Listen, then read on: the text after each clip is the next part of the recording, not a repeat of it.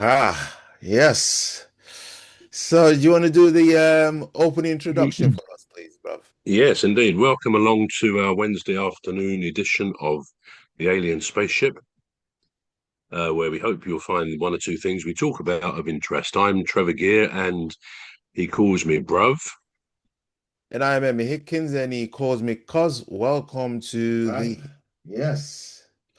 So, do you want to do the welcome to the yeah.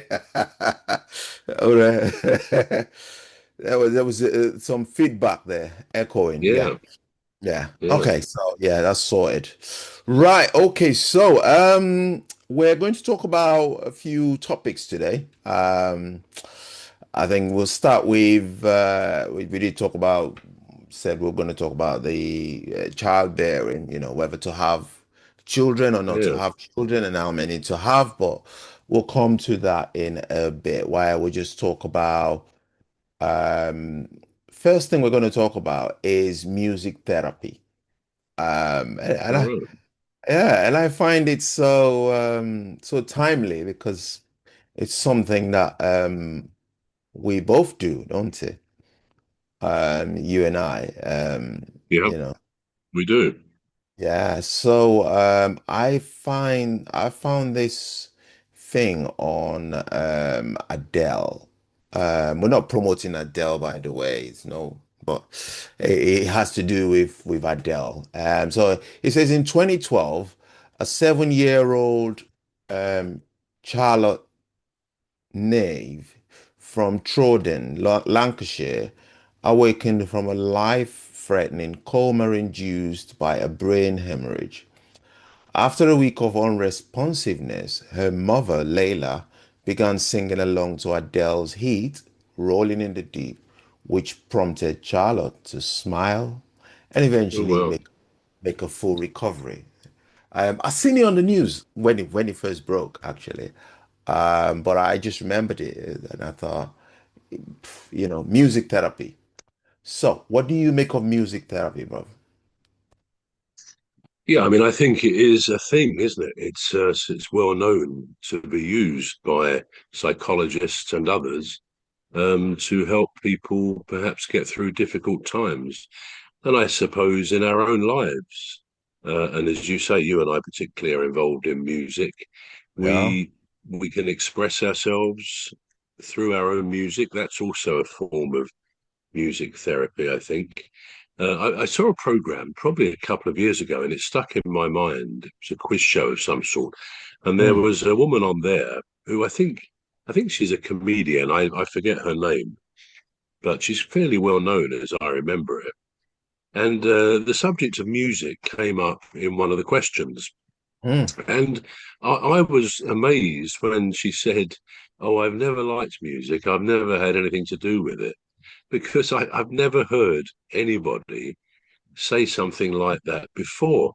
And then I think, do I know anybody in my own fairly wide circle of friends and acquaintances who would say, I don't like music? And I think, oh, I don't know, maybe there are some, but I don't actually think that most people have a dislike of music. So I Mm. was stunned, and I wished I could have asked her a question. Nobody did on this quiz thing. But to say, well, how can you have got to the age of whatever she was and said you don't like music? Because we're surrounded by it in many ways, whether it's not so much the radio nowadays, but there's radios, there's, all the streaming services. Most people, I think, have some form of social music in their phone or a record collection and so on. So yeah, music therapy is, I think, very important. And if you think it goes back down hundreds of years, thousands of years, with the great Mm. composers who came up with these incredible pieces of music. I mean, a one that I've always felt emotion listening to is Nimrod, which is part of Elgar's compositions. And it's the most incredibly moving piece of music, no lyrics to it. You just Mm. listen to the build up that reaches a crescendo.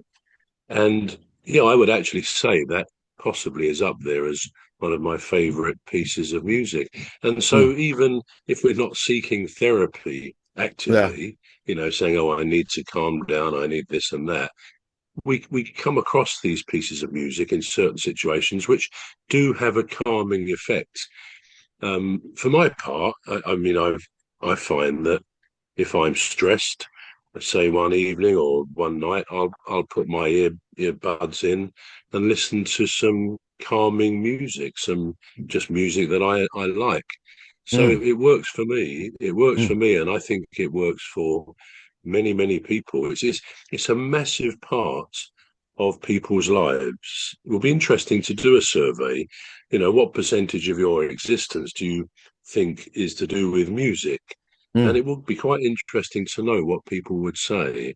But Mm. yeah, music is around us. It's a wonderful gift in this incredible life that we have. The fact that there are seven main notes, or 12 if you count the sharps and the flats, 12 notes from which there are millions, probably billions of permutations. Mm. And from great composers to popular music composing and all the different genres, it's something that is just gripping to us, isn't it? I Yes. could not imagine my life without music, because it has Mm. a large part to play for me. Yeah, I couldn't imagine my life without music. In fact, when you said that, I thought, who doesn't like music?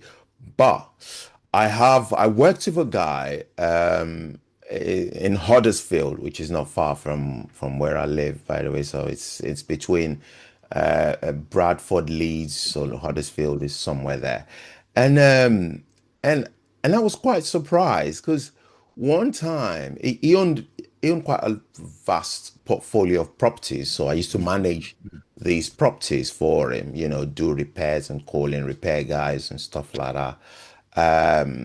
Whenever the tenants needed, Anyway, and I got to have a conversation with him, and I said to him, I said, I'm not going to say his name on air, but I said to him, I said,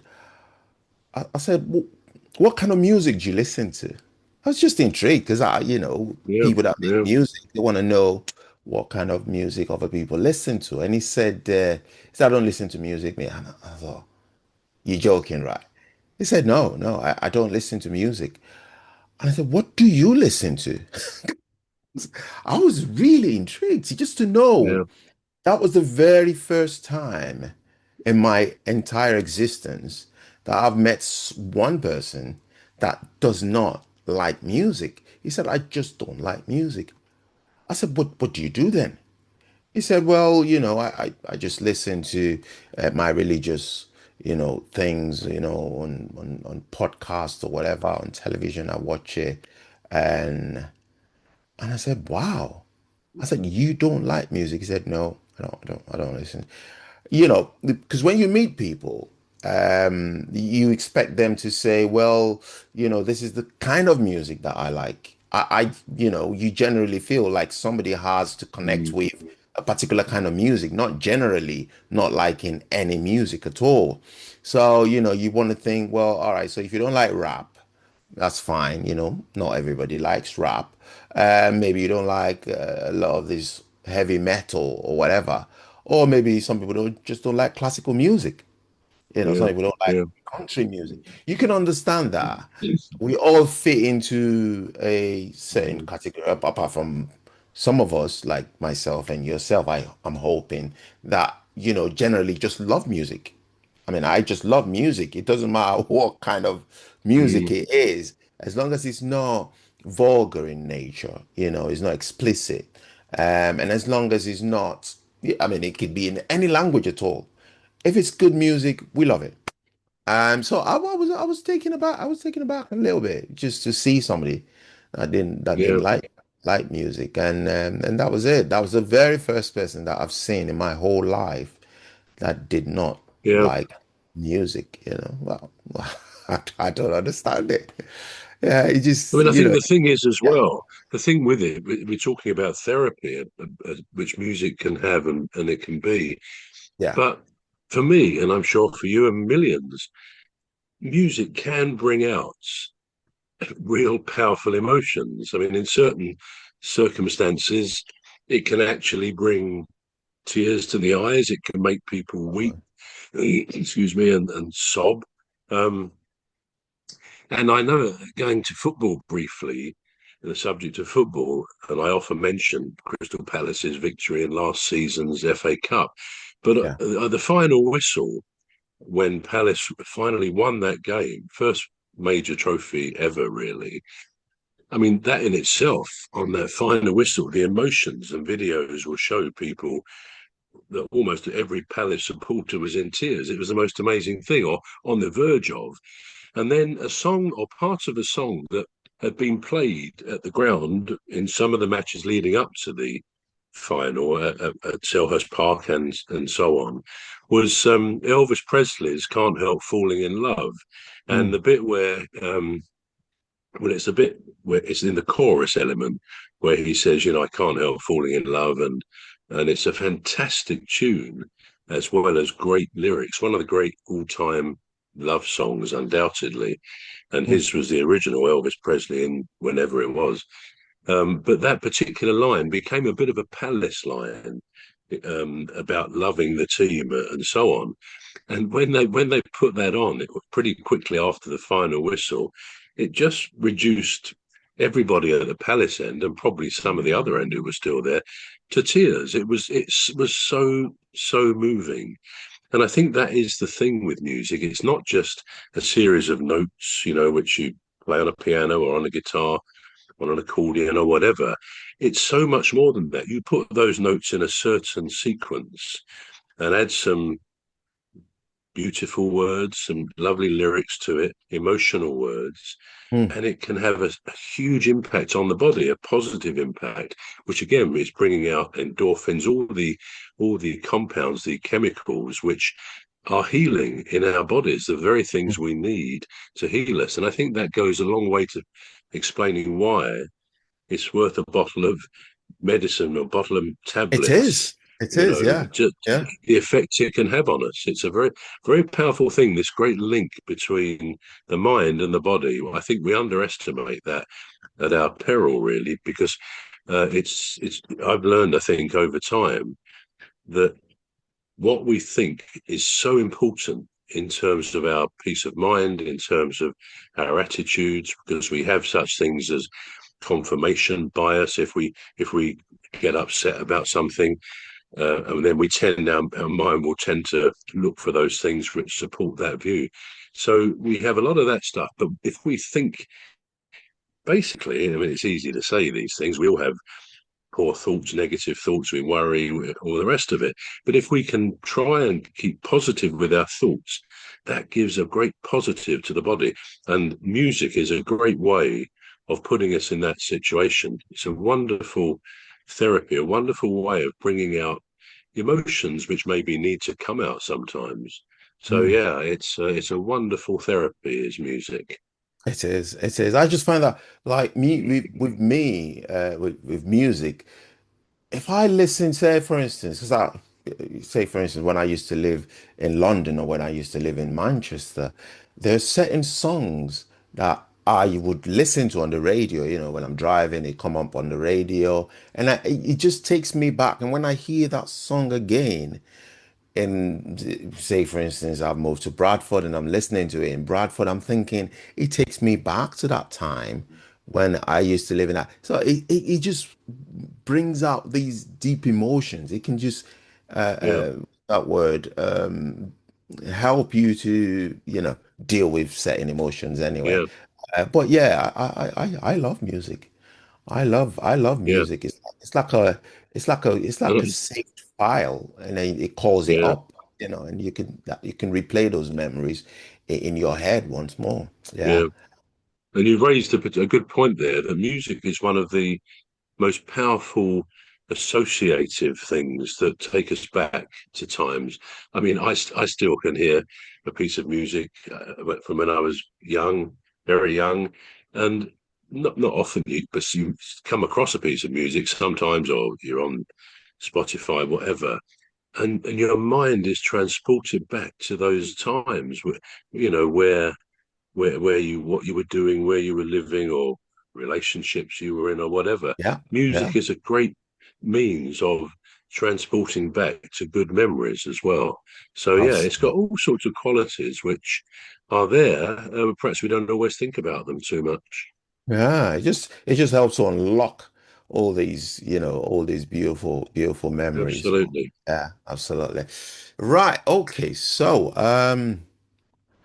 the having to have or not to have, and we're talking about children. Now, Yeah. a lot of couples are, choosing not to have children. Actually, when it just reminds me of when I used to be single, which is not long time ago. You look back to those days quite fondly, don't you, Cuz?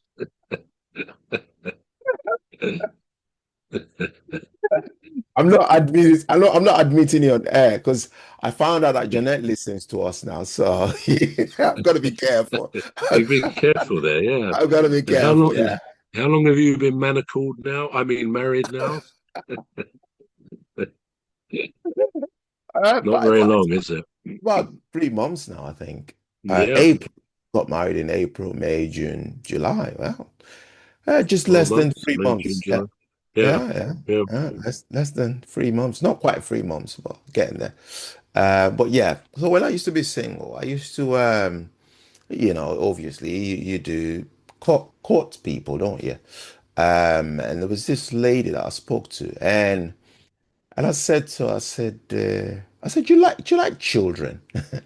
And she said the most funniest thing ever. She said, no, no, no, no, no, no, no, no. I don't want children. I don't want anybody's children. And I sort of put two and two together, and it's sort of like because she had an elder sister that has two beautiful, beautiful twins, two little girls, but they are ever so stubborn. And I, Yeah. and I said, are you sure you're not linking it with, your two little niece? That, she said, yeah. She said it can be a handful. And I thought, well, you cannot on that basis decide not to have children of your own, can you? And I said, how much of a deal breaker is it? It didn't matter to me. And I said, how much of a deal breaker is it to you whether a man wants children or not? She said, yeah, it's a big deal. She said, because I do not want children. I said, what if you change your mind in the future, and think, well, now I do want children, maybe when I got married. She said, it'll never happen, Emmy. It would never, ever. She seems so determined not to have Mm. children. But that's just one aspect of it, isn't it? Now, when we then talk about other people not wanting to have children, there could be millions, there could be, variety of reasons why people choose not to have children. Some people, perhaps not of their own choosing. Some people have left it too late, and then they find out they can't actually have children.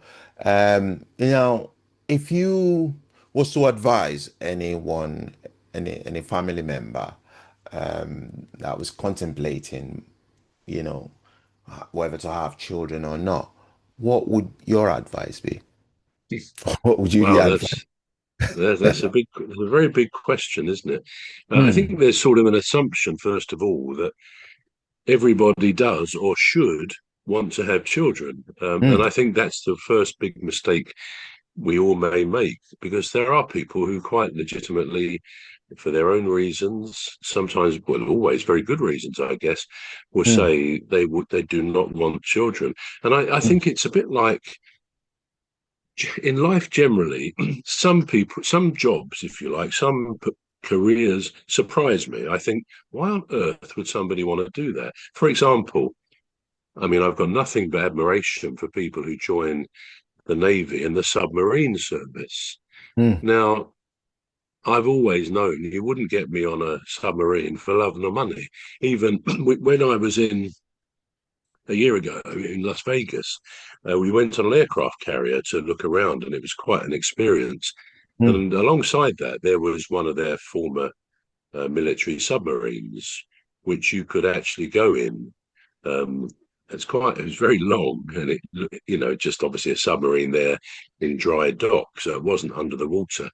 But I reflected and I thought, despite others in our party going in there, I wouldn't, because I've always been a bit claustrophobic, but I just didn't really want to go and submit myself, and especially as there's quite a long line of people waiting, so you could go into this, and it probably would take the walk through it. Probably while they describe things was, I don't know, 10, 15 minutes, and mm, you're in a situation where you've got people queued up behind you, people in front, so you're a little bit trapped, which in itself is not, yeah, it's not the end of the world, but I just chose not to do that. But I right. often think that they're good people to go on these submarines to patrol the seas and whatever they do. But I think who would suddenly decide, yeah, I want to go and live 3 or 6 months at a time under the Uh, sea? Because you're yeah. inevitably in very cramped conditions. You can't see out. You've got no windows to see the fish or the whales or anything else. So you're in this little contained world. I mean, they have the mess, as they call it, the social bit where they will play games in their social time. They have tiny bunks, by all accounts. Mm, So I think, why would anybody do that? And actually, if you then think about other careers that people undertake, the mm, same things can apply. I mean, someone who would be a steeplejack, great heights and things like that. mm, People who clean windows of the great skyscrapers on yeah. the sort of crane things that come down. And I could go on coming up with things, and I always think, how can people want that? But actually, the reality of the human condition, I think, is that we're all born with our genetic inheritance and with our environment and everything that goes with that. And the magic, if you like, of evolution is that it does produce the whole range of people needed for their society or societies. There will Mm, be people who say, I want to be a doctor, I want to fly an aeroplane, I want to do this, I want to, all sorts of things, all sorts of ambitions that people have. And I think the point is, we somehow know in many, not we're not always right in ourselves. We don't always maintain a view we have one year, one day, to say a year's time. People change their minds, but there are mm, things which most of us say, yeah, I wouldn't do that, or I would love to do that. And mm, I bring into that the whole question of wanting children. I mean, I know a couple, probably 2 or 3 couples, but who don't have children, who said right from the outset in their marriage, they're mm, not going to have children. They just did not want to do that.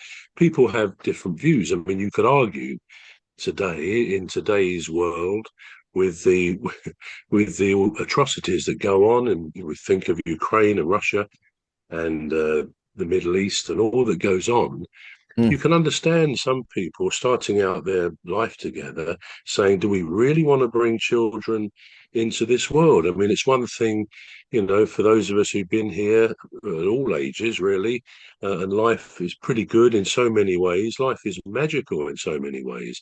But there are negatives in the world, and some people would say, well, yeah, if the global warming, if climate change is a real feature, is that going to impact societies? As well as overcrowding, is the world becoming too overcrowded? So a lot of people would look at it from their possible children's point of view and say, do I really want to bring them into a world that is mm, in all sorts of problems? So people can have their own reasons, or just simply that they don't want to have children. And I find it quite interesting, without giving away my two beautiful granddaughters, Kimberly and Lucy's private lives or thoughts. In mm, general terms, they've both made it known that, I mean, Kimberly would like 3 or 4 kids. Lucy doesn't want kids. She wants dogs, and she had, she's at uni, but she's always been quite adamant. She wants 2 or 3 dogs and a few cats as well. She loves animals, but mm, she doesn't want children. I've sometimes said to her, "Well, you might change your mind." I mean, she's quite close with her boyfriend at the moment, and you never know where that may go in the yeah. future. But she's quite adamant she doesn't want children. And I actually, knowing Lucy as I do, I think she's likely to stick to that, which is perfectly her decision and her Yeah. partner as well. No doubt they would liaise about that, whoever that turns out to be. Yeah. So, yeah, my advice to people, I've not really answered that question. If it was my own personal advice, Mm, I think there's nothing more beautiful than two people creating a child. I think this is why I've always had this sense of awe about the female of our species, that she carries and creates, brings forward life, this mm, incredible thing which we kind of take for granted. And occasionally you can look around wherever you are, in crowds or not crowds, whatever. And I think every one of us, every single one has come up that birth canal and has been born into this strange sudden existence of consciousness and this magical life and this gift of life. And I think we've talked previously, apparently the odds of any one of us having been born on this planet are 1 in 400 trillion. Now, that's based on the number of people that have been in the world ever, and the fact that you and I and nobody else, none of us would be here if our chain of ancestry had been broken once, going back thousands of years. If that had been broken, all over all that time, we would not be here. And the odds of that succeeding apparently are 1 to 400 trillion. So it's an amazing thought that this is a real gift. Something I find really sad on the subject of what I would call possible people, because mm, ultimately we were possible people once, and it mm, was touch and go given the odds, but we made it. We made it through here. And mm. if you think of wars, and we take currently the Ukraine war, I Yeah. mean, hundreds of thousands of young men on both sides of that have lost their lives, literally hundreds of thousands by all accounts. Mm, And what it's done, I mean, Russia is obviously a very big country, but the same thing applies to a certain extent. But it's wiped out a huge part of Ukraine's young men generation.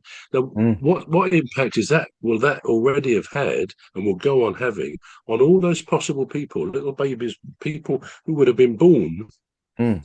into this incredible life, this incredible existence with all that it means to us, and all those little possible people won't now come to fruition. And No. okay, we can't really think of them in terms of actual living little people because they never did exist, but Mm, they would have done, but for this appalling war or mm, any war, mm, millions more people would have had the chance, this one chance of mm. this amazing existence. So yeah, it's a big decision about bringing children into the world. And as I say, my view would be, if I was advising, and I probably have advised um, my own kids and my grandchildren, Mm, that it really is a wonderful thing to create life.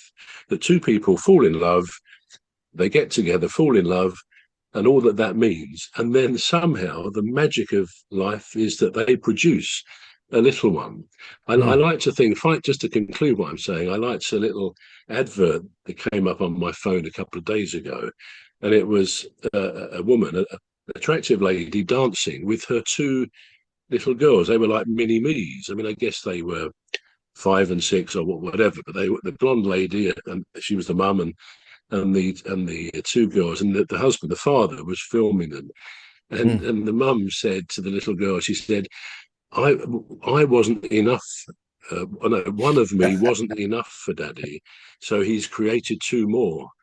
And that's you. And I thought, yeah, that does say it a lot. You sort of create people after your own image, and it's an incredible thing to be able to do. What a life that we are able to do that. So yeah, my advice would be yes, have children. If all else is equal and you're not dead against it, which you might be, Mm, if you're not dead against it, have children and mm. give them the thrill ultimately, and you hope it'll be a positive life. Give them the thrill of existence. Yeah, that's very true. Yeah. Now we're gonna go to the population impact of that in a minute. Mm. But I just wanted to cite an example between me and the missus. So they were a friend of ours. and they were having marital problems. Obviously, I didn't think that I would be in a position to then ring the wife. So we both agreed, you ring the wife, I'll ring the husband, and just see what we see what we can Sort gather of in between. pincer movement. Yeah, yeah, yeah. Yeah. And see what we can gather in between us to see how, we can help them. Mostly you're not able to do anything in most cases anyway. Mm. Sometimes if they're gonna settle, it's usually settled amicably between themselves, the way that they normally do. But anyway, the wife then left the house and the husband didn't know where the wife was, something like that. Anyway, I then said to her, I don't know what's wrong with them. We're newly married, so we haven't got to that stage yet. And she looked at me and she said, because she'd been married once, my wife. This is a second marriage. And she said, kids can cause a rift in a marriage sometimes, she said. And I thought they were blessings, I thought they were Mm. supposed to bring the parents together. She said no. She said sometimes maybe the way that one of the parent disciplines the child might the other parent might not like it or might want a different approach. And they've got two kids, this couple. And he said, well, so sometimes it could be causing a sort of a rift between them. And I just remember the conversation that I had with them, you know, and they were saying, oh yeah, well, she doesn't like me talking to, the eldest, and stuff like that. And I thought, oh, so it what's your take on that? Well, yeah. Can children cause a rift between parents? I mean, Hmm. in the early stages, I think they can. I'm trying to think of my own reactions when my two were born. Hmm. Obviously, up until the point of birth, you're still a couple. You do things together. You have your own ways of doing things, and obviously, a child comes along, and it disrupts. He or she disrupts everything, Hmm. and of course, you anticipate that. There's no real lessons for people having children. Perhaps there should be, but you learn as you go along, really. But I think one factor could be. I don't really think it was in my marriage, but inevitably in the early months at least and ongoing really the Hmm. mother is more concerned with the child in the sense that very often they breastfeed as my then wife did. Hmm. um I did my bit getting up at night as well and helped out as everywhere I could. But what does come across, I think, to the male partner very often is that after a few weeks, few months, you think, wow, we're not doing those together things now. We don't, not that you kind of regret not having that, but Hmm. to put it bluntly, you suddenly you start to feel you're being a bit left out. That the relationship, the mother is so consumed with the baby, which she has to be. Let's face it, Hmm. in the feeding ways and maybe in other ways, the nurturing, the maternal instincts. A man can, and I'm not saying it's justified as an ongoing thing, but he can have his moments of thinking, where's our relationship gone?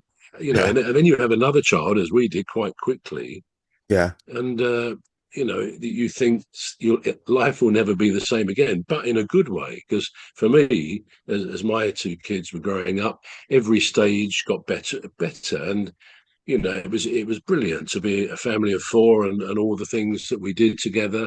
So I don't think that was a problem in my marriage, but I think that can disrupt things between a couple because suddenly you've got different priorities. And understandably, very often a mother, with all that goes with being a mother of a new baby, is Hmm. permanently shattered, physically and mentally tired out, which is why men nowadays really should put their shoulders to the wheel to make it more tolerable for a woman. But I suspect it's women who still take the brunt of the massive change.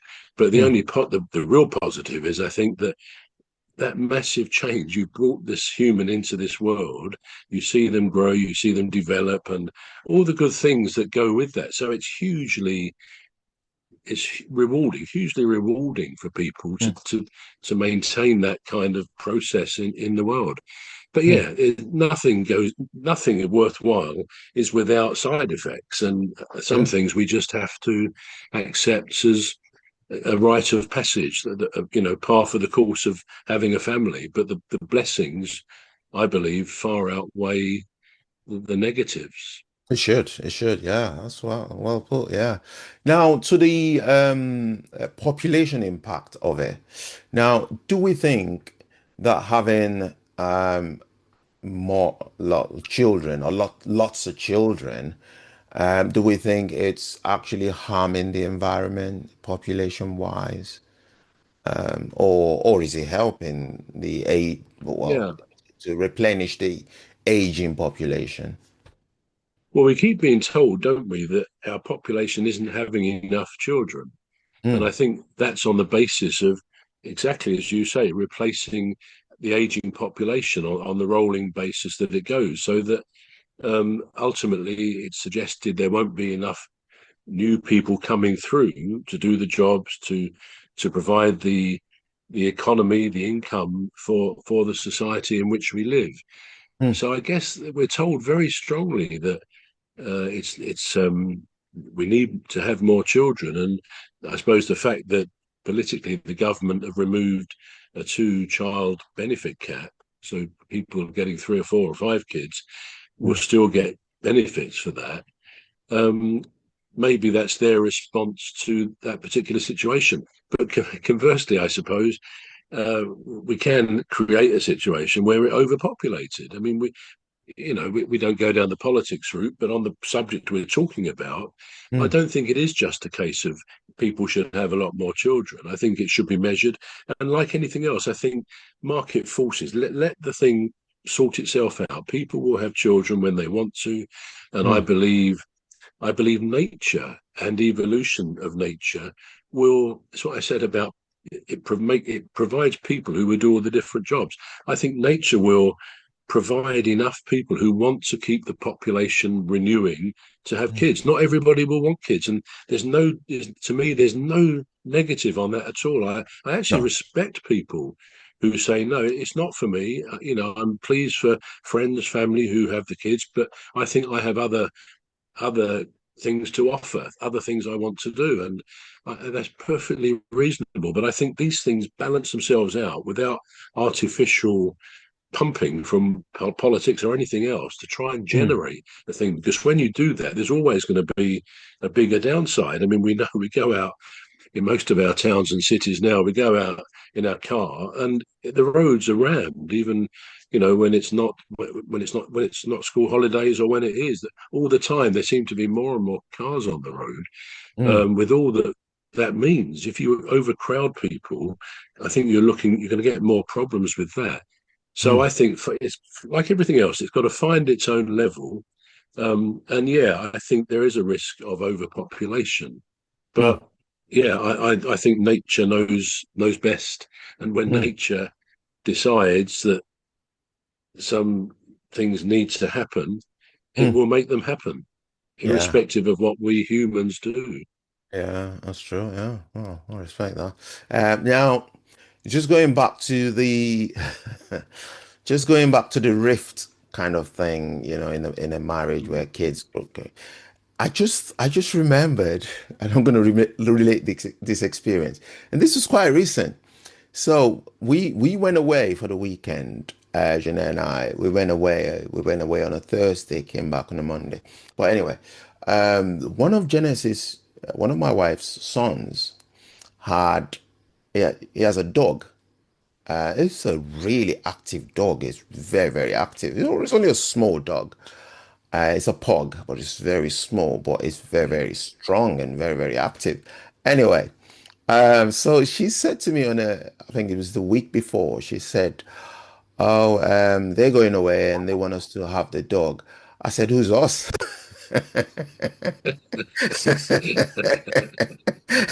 Good answer. Good answer, Cuz. And she said, us, we're going to look after the dog. We're going to, I said, oh dear me. I said, the dog's called Roscoe, by the way. I love Roscoe, but he's so hyper.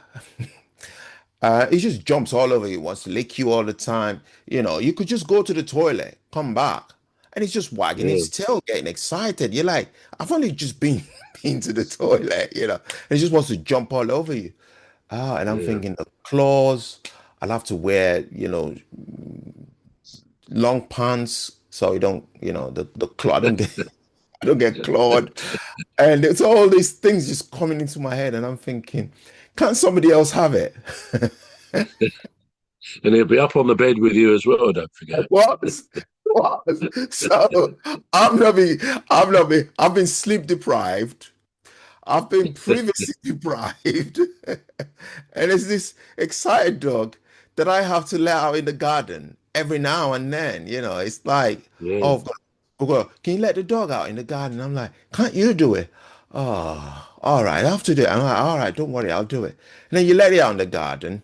He goes out in the garden, you chuck the ball around. He goes and he brings the ball back, looking at you, puppy-eyed. I'm like, okay. So I just remembered it's not only humans that can cause a rift. Pets can too. Have you had him yet? Has he actually been with you? So we had him. We had him Yeah. last week. We had him last week from Monday up until Thursday afternoon because we had to go away Thursday afternoon. And then we have to go and get him back on a Monday. All right. So he's there now at home.